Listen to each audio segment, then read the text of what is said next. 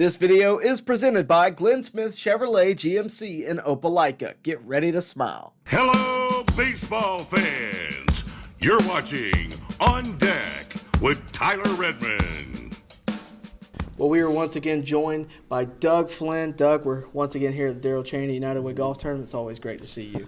Yeah, it's people starting to ask me questions now. I said, don't you have a job? All you do is travel around and playing golf tournaments. And is that wrong? No. Okay. No. All right, I'm good then. I'm good with it. Not when it's for charity. Absolutely. And you've been doing it how many years? You've done a lot more than I have. 7th, I believe, or 8th? Yeah, I think we've only been here 3 or 4 because in the years prior to this, I was doing some broadcasting. I wasn't able to get down here. But, you know, it's so fun to come down and see familiar faces, meet new friends, and the area is absolutely gorgeous. So, you know, I don't see any reason why people just wouldn't look on the internet and say, hey, this is someplace I want to be this time of year.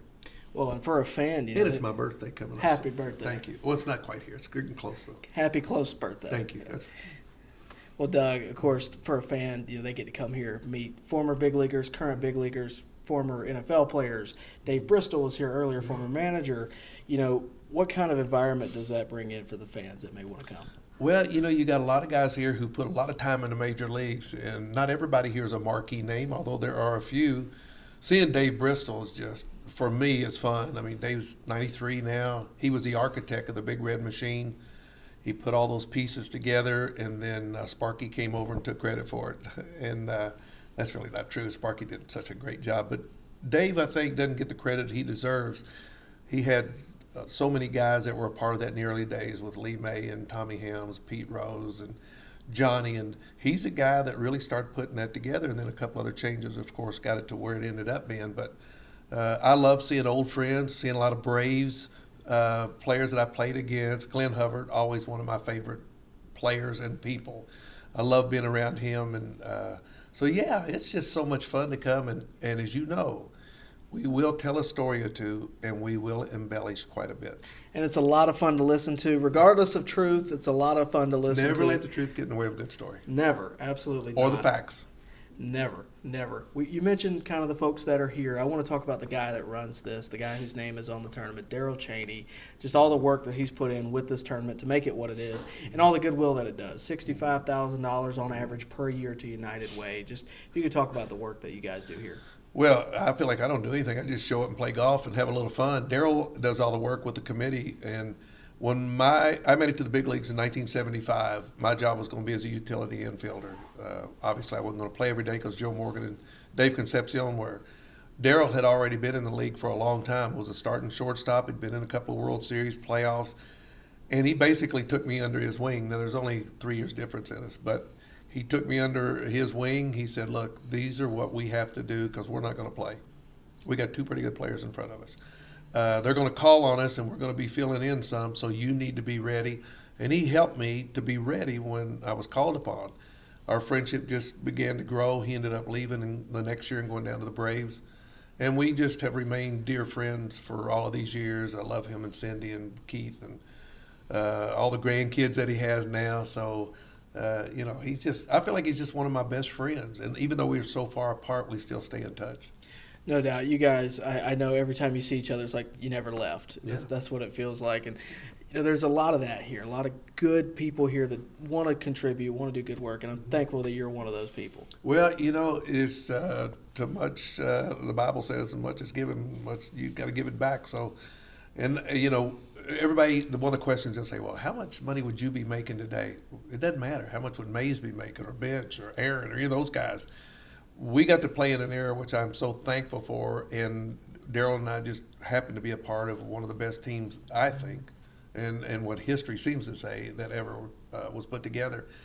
And so people, when you talk about the Big Red Machine, they can basically tell you the whole lineup, even though they might not be Big Reds fans.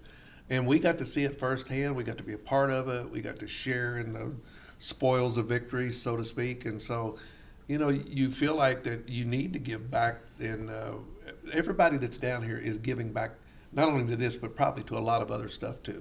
And the people that don't want to be here, and I've been involved with a lot of charities, and if there's any disgruntled people that come and feel like that something's not a certain way, then all right, then just don't come back. I want people who want to be here with the same mindset, and that's what you see here at this tournament. And gosh, you've been doing it a lot of years. I haven't been a part of it that much, but we sort of put it on the schedule now. And if I'm not broadcasting, which I won't be doing it a whole lot longer because they're going younger in a lot of things, and so but we'll come as often as you keep doing it.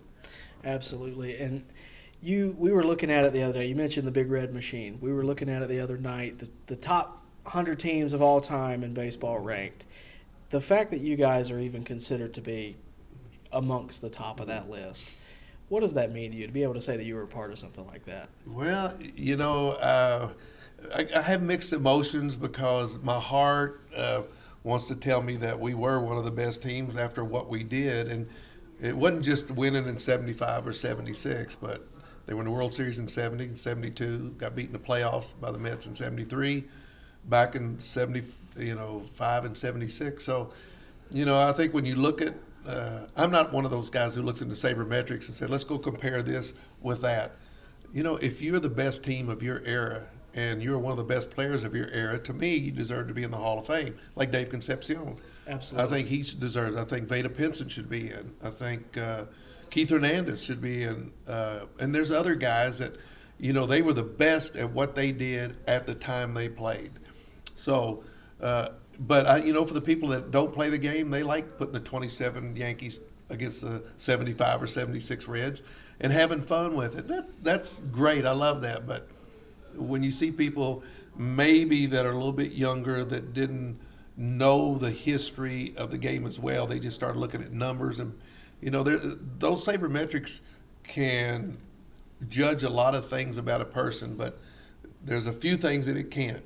It can't judge what's up here a lot of times. It certainly can't judge what's in here, and there's a few other things it can't judge either. No doubt about it. And really, to me, when you look back at all those teams we just mentioned, the key was keeping them together, keeping the great eight together. The Reds were really the last team, if you think about it, that really kept that core together for a long period of time. Well, they did, and then they got rid of Tony Perez. We won in 75 and 6, and then they traded Tony, and several other guys were traded, but that was the key. Of course, I got traded that year, and they brought over Tom Seaver, great pitcher. But they didn't win him World Series after that, and one of the reasons because Tony Perez, I kind of look at him like Dean Martin of the Rat Pack. They said Frank Sinatra would mess with everybody in the Rat Pack except for Dean Martin. And when you look at Bench and Rose and Morgan, and these guys were on each other all the time, but they respected Tony so much. And I remember early in 75, our record was like 20 and 21. And people were saying, man, you guys, here we go, another 500 year, sub 500 year. And somebody said, wait till the big dog gets going. And sure enough, we went back to, from Montreal to Cincinnati, won 41 out of the next 50, and pretty much had it wrapped up.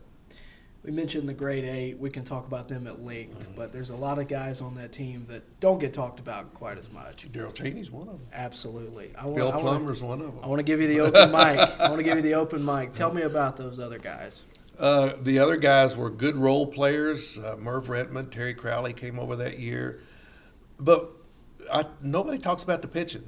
I mean, we had 7 guys that won 10-plus games. We had Jack Billingham, who was our ace. I think the overall team ERA was like 3.40, something like that. Raleigh Eastwick, too. Raleigh was the fireman of the year, I don't know, 75 or 6, but Raleigh and Ruel McEnany and Pedro Borbon and Clay Carroll, I mean, guys came in. But our starters, Freddie Norman, had an unbelievable record at Riverfront Stadium.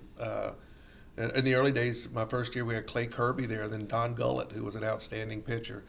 There was just a lot of good players. But we all bought into the same principle: no facial hair, wear those little ankle choker socks that we had to wear. Get on a plane, you were dressed in a sport coat. We bought into it. The reason we bought into it is because Johnny Bench bought into it and Pete Rose bought into it. So they were kind of the leaders. And when you look at the leadership of that ball club, you had Tony, who the Latin guys looked up to, Bench and Pete, who, and this is not really the way it was, but the white guys sort of looked, and then you had the black guys would look up to Joe Morgan. And you say, well, was there a divide there? Absolutely not. This is some of the smartest baseball people I've ever been around, some of the best people I've ever been around. And when we got to the ballpark, it was nothing but how do you win. And so those big guys like Bench and them, they would help Sparky pick the team. They say, is he going to fit in with us? And it was more than just playing. It was, what's his attitude? Does he respect the game? Because back in those days, we didn't talk too much. We just sort of listened and did what we were told to do. The clock is ticking on the spectacular pre-owned truck sale now in progress at Glenn Smith in Opelika. Chevy, Fords, GMC, and Dodge trucks and Toyota trucks too. Full size and heavy duty, smaller trucks, work trucks. Prices and payments on all pre-owned trucks have been slashed. This is your chance to get a clean late model used truck at the price you want. And during the sale, special finance rates are now in effect. This sale may end at any time. One location only, Glenn Smith in Opelika, Alabama. You and I have had a lot of conversations over the years about those players individually. You know, Pete Rose always comes up in conversation. The hit king, we unfortunately lost him this year. Yeah. And you and I spoke only a year ago, probably this week, about his Hall of Fame candidacy, who he was as a person. Now that he's passed, I want to open that conversation back up. I want to allow you Did I get a vote? I hope so. I hope I get one too. Before, when all this went down, I said I didn't think Pete should go in because of what he did. I think at that time, when you got a rule and he broke it, and I love Pete. Pete's wife introduced me to my wife. So I love him, and he did so many things for me and my family. I've changed my mind a little bit now, because if baseball, are you going to be so hypocritical that Pete can't get in here, but yet when you turn on the television, watch any ball game, in between innings, it's all about this is how you bet. The broadcasters come on and they'll say, okay, if you had so-and-so and he got a hit, all these individual bets that are going on, I mean, so what are you saying to everybody that's watching the game? You can bet on it, but for players, and then when you look back at what Pete did bet on, I mean, like Johnny and I've had this talk. Johnny says, absolutely not. He broke a rule. Now you go home and tell your kids that it's okay that they can break rules. And I felt like that for a long time. But, you know, with baseball being so hypocritical right now about all the betting that's going on in the ball games, then they should have put him in before he passed away. I think if they put him in now, it's useless. Well, to me, it's as much for the fans. It should be. You know, I mean, what fan really doesn't want to see the hit king in the Hall of Fame? Is the Hall of Fame a Hall of Fame without Pete Rose in it? You know, really, you look at the Hall of Fame, the hit king's not in. Mm-hmm. The guy who has the most homers isn't in. The most MVPs, most Cy Youngs. Mm-hmm. At a certain point, there's already some in there who broke the same rules that those guys did. So it's just a matter of time as you start getting more and more different people that are in charge of the game of baseball. It's not the game. It's getting so. I talked tonight with a few of the baseball guys that are here. I won't bring up any names because I'm not going to throw them under the bus. I'll take. It's not the same game we played. You know, it's and if they keep changing, it might be a game that we don't even recognize. Well, whoever thought that a manager? I mean, I remember going to the games early. I loved to watch growing up, Leo DeRocher and Casey Stengel. And then as it got on, the Jim Lelands and the Lou Pinellas and the Earl Weavers go out and have that look. That brought energy to the game. No, not now, because they got a little machine over there that says, "Do you think was he out or safe?" Okay, never mind. And then you got an umpire, or you got a league that now wants to put an electronic strike zone up there because they're saying the umpires are missing too many calls. We'll get better umpires. I mean, if you expect an umpire to make 100% of all of his calls right, you don't expect me as a fielder to catch every ball. You don't expect a hitter to get hit every time. Why are you expecting the umpire to do that? And so I think to do that, when you start taking that human element and you're making a video game out of it, we've lost a really great game. I want to turn the conversation back to Pete for a second. You told a great story last year about Pete and just who he was as a person, as a teammate. Can you give me a story about Pete Rose that maybe our viewers don't know?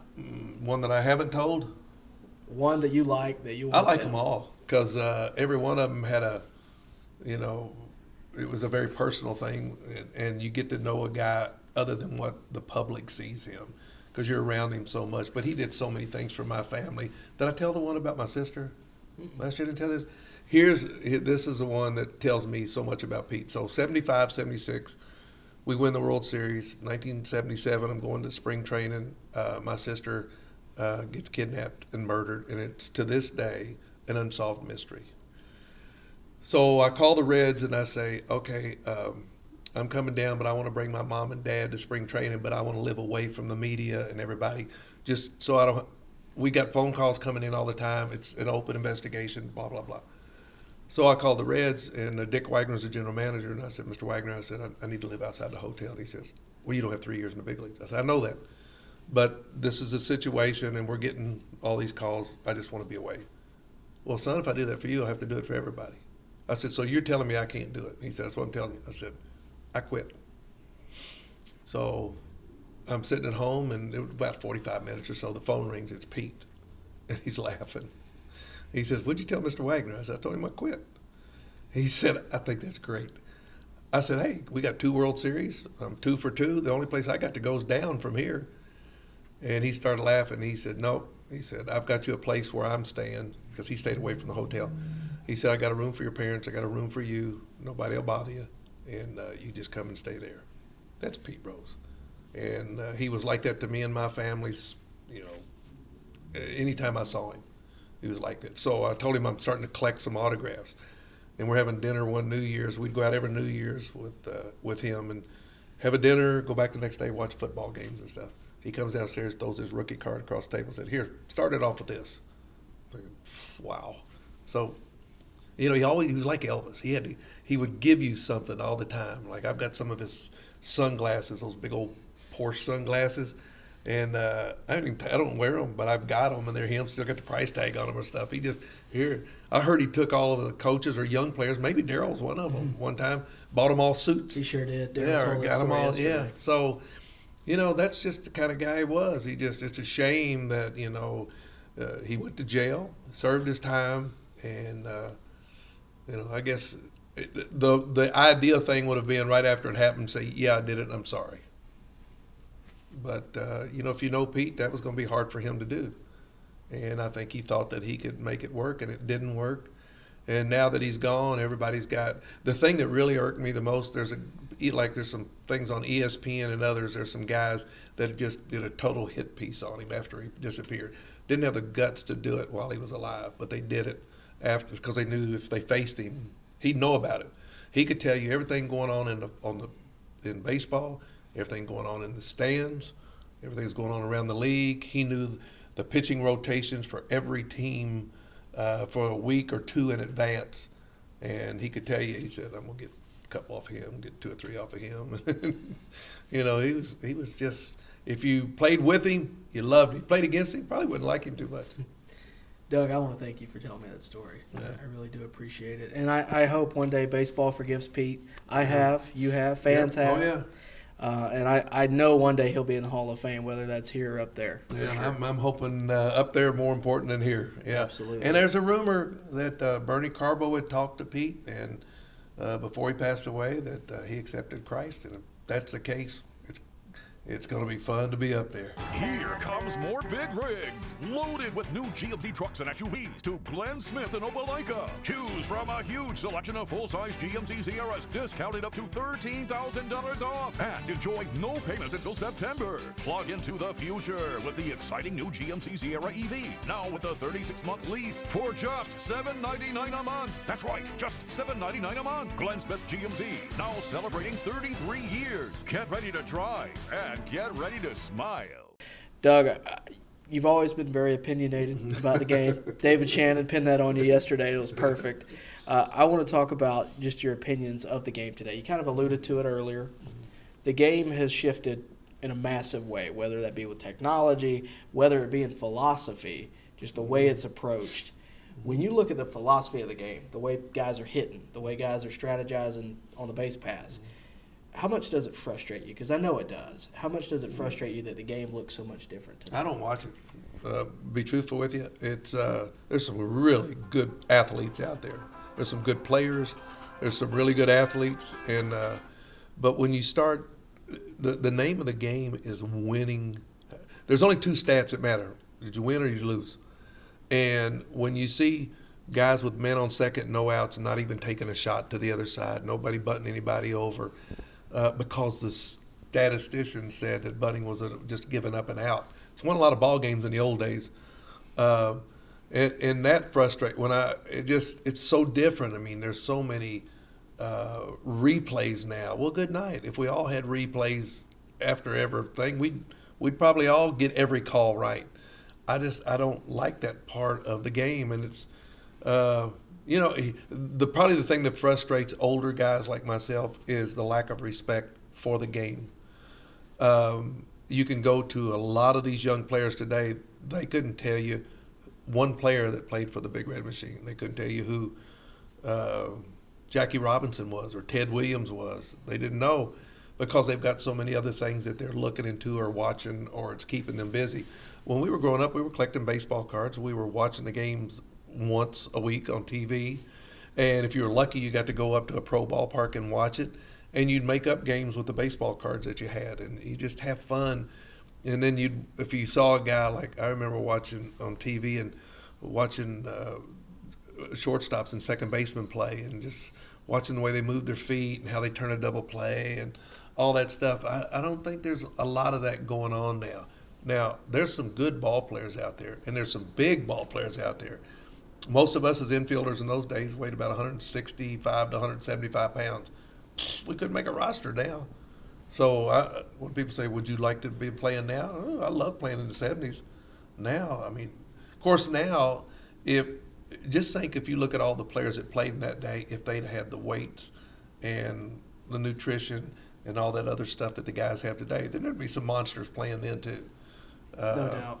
So, but I'm not a fan, and I think one of the biggest reasons is because of the hypocrisy that's in the game today with the upper echelon folks, and the fact that the kids playing today don't really have a history. And so you can walk into a locker room and they'll go, "What are you doing in here?" And you want to say, I went on 3 strikes, so you could be making a pretty good living. And that's not saying all of them, because there's some great kids out there, but there's some that aren't so great. I understand. I want to end this on a positive note. And Let's go, baby. There's no better way to do it than by you telling the story you told last night. There's a specific double play that was turned. Greatest double play in the history of the game. Greatest. I mean, do you doubt me? No, I don't. I want to hear it again.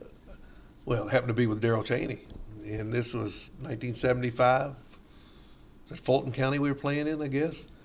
And I think they'd had a tractor pull the night before out there on the field, and so it was a little rough. But the Reds were up 9-0, I believe is what the score was. So Darrel and I were sitting over in our customary position watching Morgan and Concepcion go out there and win us a ring. And all of a sudden you hear, "All right, Darrel, you going to short, and Doug, you go to second." Man, messed up a good night. We were nice and relaxed, so we go in, last inning of the game. Got a man on first, 1 out, Ralph Gar's hitting. Now, Ralph could run. Road runner. He could run.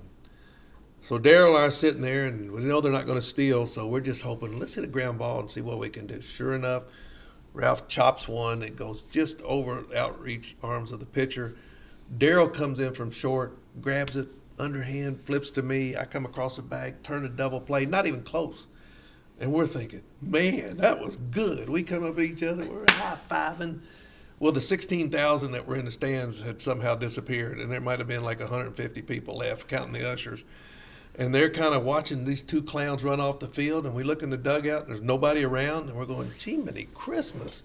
Where'd everybody go? Nobody. We get up to the locker room, the spread's all been eaten, half the guys are dressed and already gone, and we're looking around like, did anybody just see that? That was a great double play. You know what, though? That was their loss. That's the way I view that. That is the greatest double play ever turned that only Darrel and I saw. That's all that matters. Y'all saw it. You know about it. And 50 years later, we're still talking about it. It was history. It was history. Doug, thank you so much. It's always great talking to you. You too, my friend. Thank you. This video has been presented by Glenn Smith Chevrolet GMC in Opelika. Get ready to smile. Baseball fans, make sure you like and share this video and subscribe to this channel. As always, thank you for your support.